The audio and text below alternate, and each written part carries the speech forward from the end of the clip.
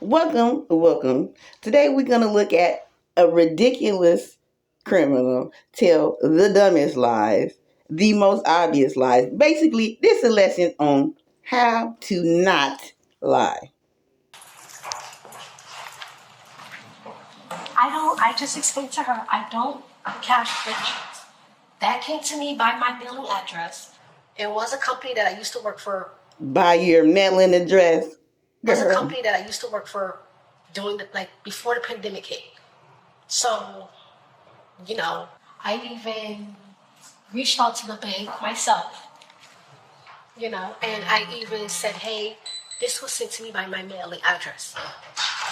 I don't need to cash a fake check. I have a legitimate job. Okay, you're ready. So I'm just saying, I don't need anything on my record because I ain't never been to jail for no fraud, nothing. So. See, at this point, they've only asked you for your identification. They ain't asked you if you had a job. They ain't asked you about no fraudulent checks. You just volunteering lies. So that's one thing for sure is I never been to a jail for fraud. I never did fraud. That's the second check I got by mail. The first one I just tossed it because it was hey, I don't. But if you look at the back, there's no watermarks or. So it just I don't deal with checks or the envelope. And no, I don't have the envelope. Sorry, I kind of tossed it. It came in an envelope with my mailing address, and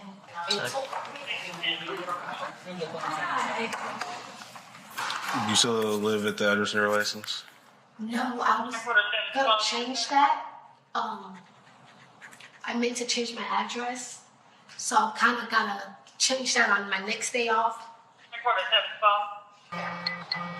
When you come to the bank wherever the check is issued to have them to verify it, that's why I didn't go to my own bank because I didn't want to deposit and then have fraud hit on my own account. I was like, let me call this. It's also worth noting at this point in the clip, no one has mentioned fraud except for this young lady. She then said that, and then I was asking some questions. I'm like, did this amount match what they owed you? Just questions like that. And she's like, well, I made about this much. I didn't really think about to add it up and stuff like that because that's a lot of money. Yeah. And so her story was just not really making sense. So if you want to stay here, how long is a minute? Longer than 30 minutes. At this point, would I just be like, can I just take the charges and leave? And then, So, my peoples was like, go to the bank, check it out. Because you don't want to just stretch something that could be what they owed you. And I was like, no, I really don't need it. I have 2 jobs now, what do I really need it? so But then they got a hold of somebody at that company. they did. Well, I tried. Nobody answered for me. And what did they say? That is not a good check. Hello? Hi. Hey, how you doing? This is Officer Boyne with OPD. Good. So I guess a check from your company they attempted to cash it at the Seacoast? That's what I'm saying. I can give you the manager's phone number. You gave us his name, Michael. It's a very common name. Oh, please don't make me try to remember the last name. It's bad. There's probably 20 Michaels that work at our department. Do you guys want to press charges? I mean, somebody was trying to defraud your company on $9,000. It's up to you guys. I know for a fact that I don't print the checks. I mean, I wish I had the skills to, but... You don't print the checks? No. Or you didn't print that check? Didn't print no check at all. I don't have the skills to do it. I didn't go to college to do all that extra technology stuff. I just went to school with business and law, and that was it. So, You remember the guy's name? Cole? Michael Cole? Isn't that like a designer? No. It's Michael Kors. I know what's going on. Last month, I got a check by mail from a company that I used to work for. Last month? Yeah. Okay, what was the name of the company? It was I don't remember the name. I just know it was a call center, but they had closed down right when the pandemic hit. Okay. But How long did you work there? a year, A year. 6 months to a year before the Thing pandemic is, the came check that you around. came to cash today was from this employee that you used to work at that you don't remember the name. No, I don't. I mean, yes, but I've worked at several jobs. I'm not the type of person to scam anybody. Like I ain't never put 7,000.